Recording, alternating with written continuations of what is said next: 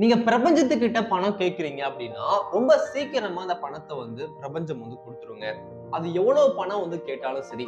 நீங்க ரூ. 1 கேட்டாலும் சரி, இல்ல 1,00,000 கேட்டாலும் சரி, இல்ல 1,00,00,000 கேட்டாலும் சரி, 10,00,00,000 கேட்டாலும் சரி, இந்த பிரபஞ்சத்திற்கு எல்லாமே ஒண்ணுதான்.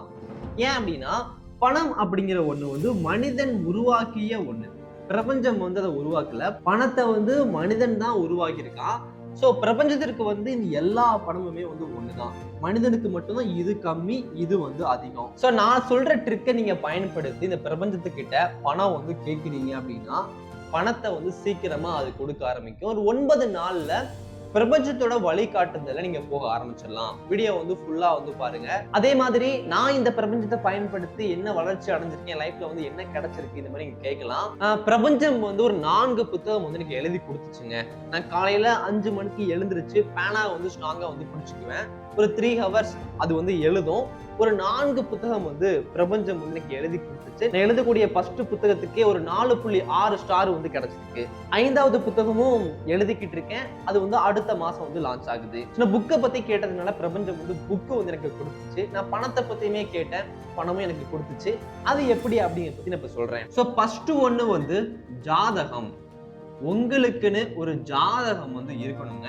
நீங்க பிறக்கும் போது எழுதுனாங்க இல்லையா, அந்த ஜாதகம் கிடையாது. இது பிரபஞ்சத்துக்காக எழுதப்பட்ட ஒரு ஜாதகம். உங்களுக்காக நீங்களே எழுதிக்கலாம். அப்படி நானும் எழுதி வச்சிருக்கேன். இது பாத்தீங்க அப்படின்னா என்னுடைய பிரபஞ்ச ஜாதகம். இது நானே எழுதினது. என்னுடைய தலையெழுத்து இன்னொருத்த தீர்மானிக்க கூடாது. நான் அதை தீர்மானிக்கணும். எனக்கு இஷ்டப்பட்டபடிலாம் அதை மாத்தணும்னு சொல்லிட்டு எனக்குன்னு நான் ஒரு ஜாதகத்தை உருவாக்கி வச்சிருக்கேன். நான் என்ன ஆசைப்பட்டாலும் சரி, என் லைஃப் இப்படி போய்கிட்டு இருக்கு, இந்த பிசினஸ் பண்ணணும்னு சொல்லி ஆசைப்பட்டாலும் சரி, நான் அதை எழுதி வைப்பேன். அது நடக்கும். இப்படி ஒரு பிரபஞ்ச ஜாதகத்தை உங்களுக்கு வச்சுக்கோங்க. அதை முழுசா நம்புங்க. அந்த நோட்ல வேற எதை பத்தியுமே எழுதக்கூடாது. பிரபஞ்சத்தை பத்தி மட்டும் தான் எழுதணும். நான் சொல்லி கொடுத்தேன் இல்லையா 21 டேஸ் சேலஞ்ச். அந்த மாதிரி சேலஞ்ச் எல்லாம் நீங்க பிரபஞ்சத்துக்கு கூட பண்ண முடியும். அதை பண்ணி ஒண்ணு கேட்கும் போதும் இந்த மாதிரி பணம் கிடைக்கும். சோ அதுக்காக ஒரு நோட்டை கண்டிப்பா பயன்படுத்துங்க. நான் பயன்படுத்திக்கிட்டு இருக்கேன். நீங்களும் பயன்படுத்துங்க. அதே மாதிரி சில பேருக்கு டவுட் வரலாம். பிரபஞ்சத்தை பத்தி தெரியாது அப்படின்னா டவுட் வரலாம். ப்ரோ இதெல்லாம் என்ன? பிரபஞ்சம்னா என்ன? கடவுள் இருக்கும்போது இது என்ன பிரபஞ்சம் அப்படின்னு சொல்லி கேட்கலாம். நம்ம கடவுள்கிட்ட என்னங்க கேட்கிறோம்? 21 நாட்கள் விரதம் இருக்கிறோம் இல்லையா? விரதம் இருந்து ஒண்ணு கேட்கிறோம், அது நடக்குது. 48 நாட்கள் மாலை போடுறோம். அதே மாதிரி ஒவ்வொரு மதத்துக்கும் ஒவ்வொன்னு இருக்குது. அது எல்லாமே கடைபிடிச்சு கடவுள்கிட்ட ஒண்ணு கேட்கும் போது அந்த மதத்தின் கடவுள் ஒண்ணு செய்யறாங்க இல்லையா?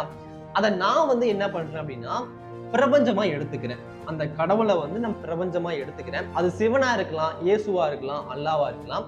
பட் நான் இந்த பிரபஞ்சத்தை தான் கடவுளா பாக்குறேன். நம்ம இந்த பூமியில இருக்கிறோமா, சூரியன் இருக்கு, சூரிய குடும்பம் இருக்குது. அதை தாண்டி போனோம் அப்படின்னா பிரபஞ்சம். இது எல்லாமே சேர்ந்தது, எல்லா கோள்களும் சேர்ந்தது இந்த பிரபஞ்சம். அதை தாண்டி அப்படியே போறோம் அப்படின்னா இங்க ஒரு பிரபஞ்சம் இருக்குது. இங்கேயும் அதே மாதிரி எல்லாமே கோள்கள் எல்லாமே இருக்குது. அப்படியே போய்கிட்டே இருக்கிறோம் அப்படின்னா இதே மாதிரி ஒரு சூரியன் இருக்குதான் போகுது, இதே மாதிரி ஒரு பூமி இருக்குதான் போகுது. இப்படி ஒரு முடிவே இல்லாததுதான் இந்த பிரபஞ்சம். அப்ப கண்டிப்பாக இங்க ஏதோ ஒரு சக்தி இருக்கு இல்லையா? அந்த கடவுள் இந்த கடவுள் சொல்லி நான் கடவுளை நான் பிரிக்க விரும்பலைங்க. எல்லா கடவுளும் நம்ம கடவுள் தான். ஆனா ஏதோ ஒரு சக்தி இங்க இருக்கு இல்லையா? எதையோ நம்மள மீறின சக்தி இதெல்லாம் தானா உருவாயிருக்க முடியாது. எங்கேயோ போய்கிட்டு இருக்கோம். இந்த மாதிரி ஒண்ணு இருக்கும் போது பணத்தை பின்னாடி நம்ம ஓடிக்கிட்டு இருக்கோம். ஓட வச்சுட்டாங்க. மனிதர்கள் நம்மளை அடிமைப்படுத்துறதுக்காக பணத்தை உருவாக்கி அதை ஓட வச்சுட்டாங்க. அதை எளிமையா நம்ம போய் சேர முடியும். ரொம்ப கஷ்டப்பட்டுலாம் போய் சேர வேண்டிய அவசியம் கிடையாது. நம்பர் 1 ஜாதகம். நம்பர் 2 பாக்குறீங்க அப்படின்னா காலையில 4 மணில இருந்து 5:30 வரைக்கும் மட்டும் தாங்க நீங்க பிரபஞ்சத்துக்கிட்ட பேசணும். ஏன் அப்படின்னா காலையில 5 o'clock ஒருத்தங்க எந்திக்கிறாங்க சரிங்களா? ஒருத்தங்க எந்திக்கிறாங்க. அதே இன்னொருத்தங்க பாக்குறீங்க அப்படின்னா காலையில 9 மணிக்கு மேல எழுந்திக்கிறாங்க. இப்போ 5 மணிக்கு எந்திக்கிறது திறமையா இல்ல 9 மணிக்கு எழுந்திருக்கிறது திறமையா? 5 மணிக்கு எழுந்திருக்குதான் திறமை. ஏன்னா அவங்க கஷ்டப்பட்டு எழுந்திருக்கிறாங்க. அவங்களும் ஒரு 11 மணி 2 மணி வரைக்கும் மொபைல் எல்லாம் யூஸ் பண்ணிட்டு தூங்க முடியும். பட் அதை பண்ணல. டிசிப்ளினா 9 மணிக்கு தூங்கி காலைல 5 மணிக்கு எழுந்திருச்சு அவங்க வேலையை பார்க்க ஆரம்பிக்கிறாங்க. சோ அப்படி ஸ்டார்ட் பண்றதே ஒரு பாசிட்டிவ் எனர்ஜியோட தான் ஸ்டார்ட் பண்றாங்க. அவங்க ஜெயிச்சு தான் ஸ்டார்ட் பண்றாங்க. அப்படிங்கறதுனால இவங்க காலையில கேட்கும் போது அது நடக்கும். இவங்க 9 மணிக்கு எழுந்திருக்கும் போதே என்னடா லைஃப் இது, என்னடா பண்ண போறோம், இப்படி ஒரு தாட்ல தான் எந்திரிப்பாங்க. அந்த அளவுக்கு சுறுசுறுப்பா இருக்க மாட்டாங்க, பாசிட்டிவ் எனர்ஜியே இருக்காது. 9 மணிக்கு போயிட்டு பிரபஞ்சத்துக்கிட்ட கேட்கறாங்க அப்படின்னா அது பெருசா வந்து வேலை செய்யாது. அதுவே 5 மணிக்கு எழுந்திருச்சு கேட்கும் போது அது நடக்கும். ஏன்னா அவங்களே ஜெயிச்சுட்டு பாசிட்டிவா கேட்கும் போது அது வந்து சீக்கிரமா வந்து நடக்குங்க. பிரபஞ்சத்திற்கு டைம் வந்து கிடையாது. 4 மணி 5 மணி கிடையாது. நீ எந்த டைம்ல வேணாலும் கேட்கலாம். ஆனா பாசிட்டிவ் எனர்ஜியோட கேட்கணும். அப்படி பாசிட்டிவ் எனர்ஜி கிடைக்கணும் அப்படின்னா காலையில சீக்கிரமா எழுந்திருக்கணும். தேர்ட் ஒன், உங்க ஜாதகம் இருக்கு இல்லையா, அந்த ஜாதகத்துல வந்து என்ன எழுதணும் அப்படின்னா 9 நாளைக்கு தினமும் ஒரே விஷயத்தை வந்து எழுதணுங்க. பிரபஞ்சமே எனக்கு இத்தனை லட்சம் வந்து கொடு, பிரபஞ்சமே எனக்கு இது கிடைக்கும் நம்புறேன்னு சொல்லிட்டு இந்த மாதிரி அது நடந்த மாதிரியே வந்து எழுதுங்க. எனக்கு இது கண்டிப்பா வந்து கிடைக்க போகுது, நான் இதுக்காக வந்து காலைல சீக்கிரமா எந்திரிக்கிறேன், இதெல்லாம் வந்து பண்றேன், குடிப்பழக்கத்தெல்லாம் வந்து விட்டுட்டேன், என் மனசுல வந்து புகையே வந்து இல்ல, சோ எனக்கு கண்டிப்பா வந்து இது கிடைக்க போகுது, நான் நம்புறேன்னு சொல்லிட்டு பிரபஞ்சமே இது எனக்கு கிடைக்க போகுது, நான் நம்புறேன்.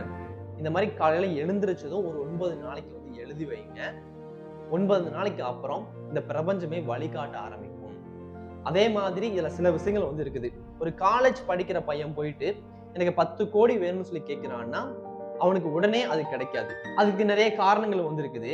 அதே மாதிரி நிறைய பணம் சம்பாரிச்சவங்க திரும்ப எனக்கு பழைய லைஃப் வந்து வேணும், நிம்மதி வேணும்னு கேட்டாங்க அப்படின்னா அதுவும் கிடைக்காது. அதுக்கு சில ஸ்டெப் வந்து இருக்குது, நான் சொல்றேன்.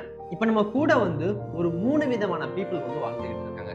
நம்பர் 1 வந்து பாக்குறீங்க அப்படின்னா ஒரு காலேஜ் படிச்சுட்டு வேலை தேடிக்கிட்டு இருக்கிற ஒரு பையன், அவன் தான் வந்து நம்பர் 1. ஓகேங்களா? நம்பர் 2 வந்து ஒரு பிசினஸ் பண்ணக்கூடிய ஒருத்தங்க, பிசினஸ் பண்ணுவாங்க, அந்த பிசினஸ்ல வந்து ஒரு லாஸ் வந்து கொடுத்துருக்கும். நம்பர் 3 வந்து நிறைய பணம் சம்பாரிச்சிருப்பாங்க வாழ்க்கையில, ஆனா அந்த பணத்தினால அவங்களுக்கு நிம்மதி கிடைச்சிருக்காது, குடும்பம் கூட இருந்திருக்காது, எல்லாமே எல்லா சொந்தங்களும் எல்லாமே விலகி போயிருக்கும், ஆனா பணம் மட்டும் கூட இருக்கும். இப்படி ஒருத்தங்களும் இருப்பாங்க. சோ பிரபஞ்சத்துக்கிட்ட எடுத்த உடனே இந்த பையன் வந்து எனக்கு 10 கோடி வேணும், இவங்கிட்ட இருக்க 10 கோடி வேணும் அப்படின்னா அது கிடைக்குமாங்க? உடனே வந்து கிடைக்காது. பிரபஞ்சம் வந்து என்ன பண்ணும் அப்படின்னா இவனை வந்து வழி நடத்தும். ஓகே, நீ கேட்டிருக்க, இந்த பணம் வந்து கிடைக்கணும் அப்படின்னா அதுக்கு நீ நிறைய வந்து உழைக்க வேண்டியது இருக்கும், உடனே நான் தகுதிப்பட்டுன்னு சொல்லிட்டு அவனை வழி நடத்த ஆரம்பிக்கும். உடனே ஒரு வேலை வந்து கிடைக்கும், அவனுக்கு நல்ல ஒரு வேலையா கிடைக்கும். அந்த வேலை மூலியமா 2 லட்சம் 3 லட்சம் சம்பாதிப்பான். திரும்ப அந்த பணத்தை வச்சு பிசினஸ் வந்து பண்ணுவான். அந்த பிசினஸ்ல பிரபஞ்சத்தோட உதவினால ஒரு 1 கோடி வந்து ஒரு 3 வருஷம் 4 வருஷத்துல வந்து கிடைக்கும். அதுக்கப்புறம் தான் இந்த இடத்துக்கு வந்து போக முடியும். நான் சொல்றது புரியுது இல்லையா? பிரபஞ்சம் கண்டிப்பா கொடுக்கும், ஆனா அதுக்கான தகுதி உன்கிட்ட இருக்குதா, உங்ககிட்ட என்ன இருக்குன்னு செக் பண்ணும். அது இல்லைன்னா உன்னை வழி நடத்தி கொண்டு போய் அதை வந்து கொடுக்கும். ஆனா கேட்கும் போதே தெளிவா கேட்டுருங்க, இது வந்து கிடைக்கும் போது நிம்மதி இல்லை, வாழ்க்கையில கூட யாருமே இல்லைன்னா இது கிடைச்சுமே வேஸ்ட், நம்ம இங்கேயே இருந்திருக்கலாமேடா, இந்த மாதிரி தோண வந்து வச்சிடும். ஸோ நீங்க என்ன பண்ணலாம் அப்படின்னா, நீங்க ஃபர்ஸ்ட் பணம் சம்பாதிக்கணும் ஆசைப்படுறீங்க இல்லையா, அப்பவே நீங்க என்ன கேட்கணும் அப்படின்னா நிம்மதியையும் சேர்த்தே வந்து கேளுங்க. மனிதர்கள் கிட்ட இல்லாத ஒண்ணுங்க, இது கூட கிடைச்சிருது, ஆனா இது இல்லாம அலைஞ்சுக்கிட்டு இருக்கிறாங்க. ஸோ பணத்தை வந்து கேட்கும் போது கண்டிப்பா நிம்மதியும் சேர்த்தே வந்து கேளுங்க, அதை வந்து பிரபஞ்சம் வந்து கொடுக்கும். அதே மாதிரி நீங்க பிரபஞ்சத்தோட உலகத்துக்குள்ள வந்து வந்துட்டீங்க அப்படின்னா நீங்க ட்ரிங்க்ஸ் பண்ணக்கூடாது, ஸ்மோக்கிங் பண்ணக்கூடாது, தவறான எந்த ஒரு பழக்கமே இருக்கக்கூடாது. அதே மாதிரி இன்னொருத்தங்களை வந்து ஏமாத்திட்டு என் வாழ்க்கையில வந்து நான் வாழ்ந்துடணும் இந்த மாதிரி ஆசைப்படக்கூடாது. அப்படி தவறுகள் வந்து நீங்க பண்றீங்க அப்படின்னா இந்த பிரபஞ்சம் வந்து ஒரு பெரிய தண்டனையை உங்களுக்கு வந்து கொடுக்குற வாய்ப்பு இருக்கு. அதனால இந்த மாதிரி தவறுகள் எதுவுமே வந்து பண்ணிடாம பிரபஞ்சத்தை வந்து நம்புங்க. இந்த சிகரெட்டு, சரக்கு, பணம் இது எல்லாமே வந்து மனுஷன் கண்டுபிடிச்ச ஒண்ணுதாங்க. அதுக்கு நம்ம வந்து அடிமையா இருக்க வேண்டிய அவசியம் வந்து கிடையாது. நம்ம எல்லாருமே நல்ல ஒரு லைஃப் வாழ்றதுக்காக தான் இங்க வந்துருக்கிறோம். ஆனா தவறான வாழ்க்கையை வந்து வாழ்ந்துகிட்டு இருக்கிறோம். நிறைய ஸ்கூல் படிக்கிற பசங்க, காலேஜ் படிக்கிற பசங்க வந்து ட்ரிங்க்ஸ் பண்ணிட்டு, மொபைல் யூஸ் பண்ணிட்டு அடிக்டா வந்து நிறைய விஷயங்கள்ல வந்து இருக்கிறாங்க. அதுல இருந்து வெளியே வந்து வர பாருங்க. அது ஒரு நல்ல உலகம் வந்து கிடையாது. இதுதான் ஒரு நல்ல உலகம். லைஃப்ல வந்து ஜெயிக்க வந்து பாருங்க. அடுத்த வீடியோல பார்க்கலாம். தேங்க்யூ.